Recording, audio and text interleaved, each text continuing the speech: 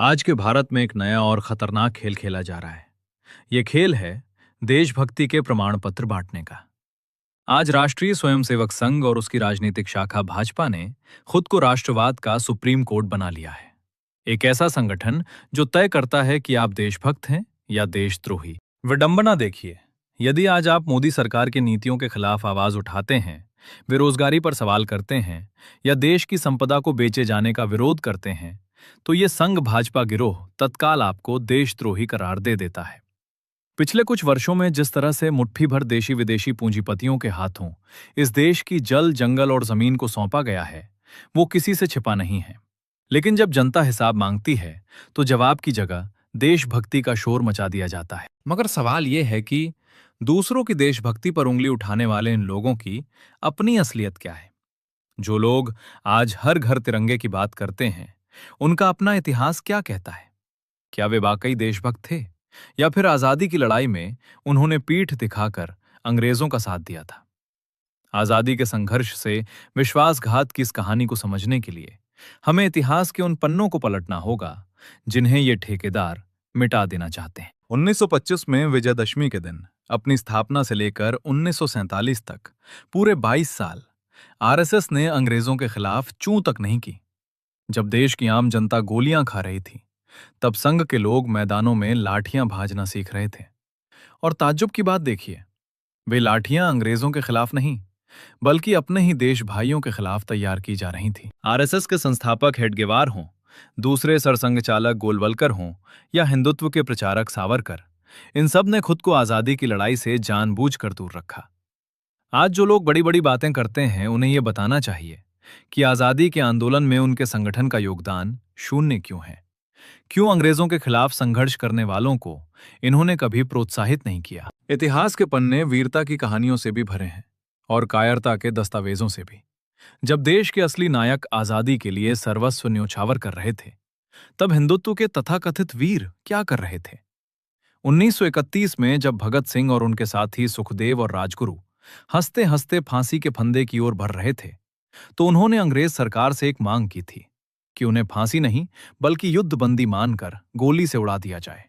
वे मरकर भी झुकना नहीं चाहते थे। लेकिन उसी दौर में एक दूसरा चेहरा भी था, विनायक दामोदर सावरकर, जिन्हें आज भाजपा और संघ वीर की उपाधि देते हैं। सावरकर जब सेलुलर जेल में थे, तब उन्होंने अंग्रेजी हुकूमत को एक नहीं, दो नहीं, बल्कि कई माफीनामे लिखे। उन्होंने वादा किया कि यदि उन्हें छोड़ दिया जाए तो वे अंग्रेजों के सबसे वफादार सेवक बनकर रहेंगे।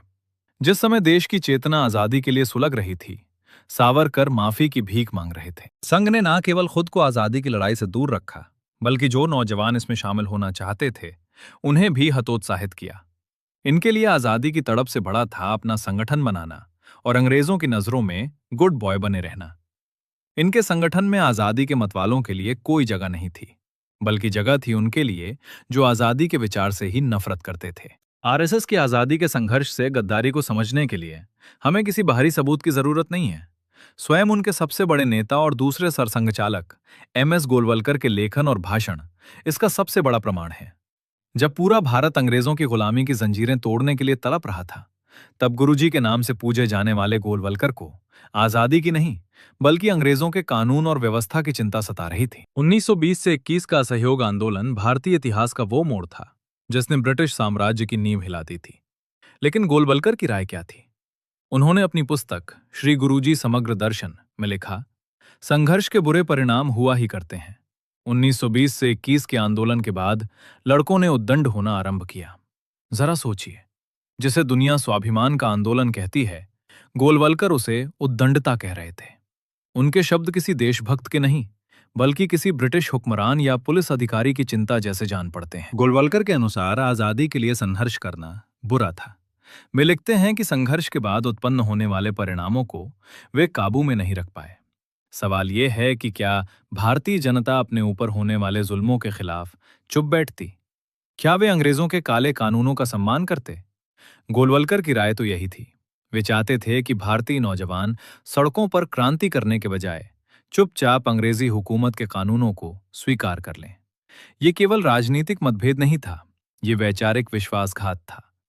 गोलवलकर ने संघ के स्वयंसेवकों के भीतर ये विचार भरा कि आजादी की लड़ाई में शामिल होना अनुशासनहीनता है। उन्होंने एक ऐसी पीढ़ी तैयार की जो आजादी के आंदोलनों को शक की नजर से देखती थी। जो संगठन अपने देश की आजादी के संघर्ष को उद्दंडता कहे, वो आज किस मुंह से खुद को सबसे बड़ा राष्ट्रभक्त बताता है। लेकिन ये तो केवल वैचारिक विरोध था। जब 1942 में करो या मरो का अंतिम आह्वान किया गया, तब संघ ने जो किया वो आजाद भारत के इतिहास का सबसे काला अध्याय है। वर्ष 1942 भारत के स्वतंत्रता संग्राम का सबसे निर्णायक और अंतिम अध्याय। देश अंग्रेजों भारत छोड़ो के नारे से गूंज रहा था। हर भारतीय का लहू उबाल मार रहा था। या तो आजादी मिलेगी या जान जाएगी। लेकिन इसी ऐतिहासिक मोड़ पर देशभक्ति का दंभ भरने वाले आरएसएस ने जो किया वो आजाद भारत के इतिहास का सबसे शर्मनाक सच है। जब देश की जनता गोलियां खा रही थी, तब संघ के संचालक गोलवलकर क्या कर रहे थे? उनके अपने शब्द सुनिए। 1942 में भी अनेकों के मन में तीव्र आंदोलन था। उस समय भी संघ का नित्य कार्य चलता रहा। प्रत्यक्ष रूप से संघ ने कुछ न करने का संकल्प किया।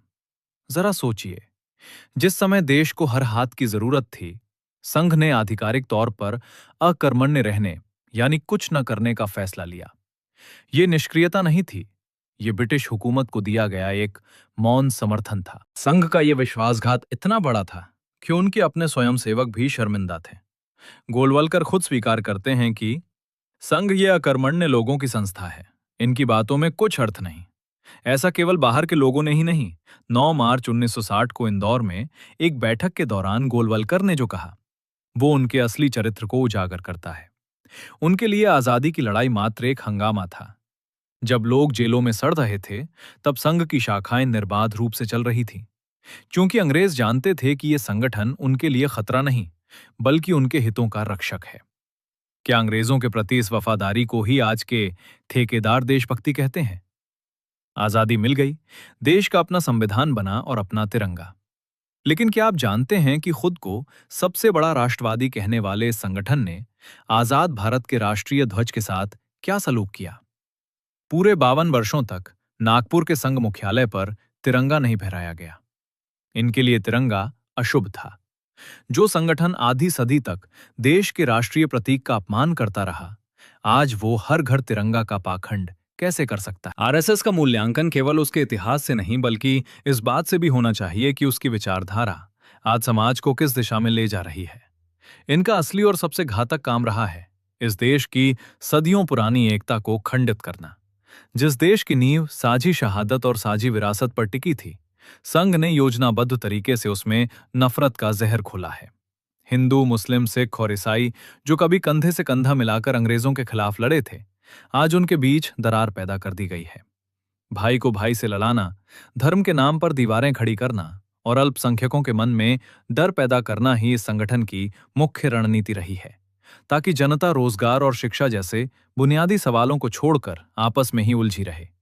एक तरफ धर्म के नाम पर समाज को लहूलुहान किया जा रहा है, तो दूसरी तरफ देशभक्ति के शोर की आड़ में देश की संपदा लूटी जा रही है।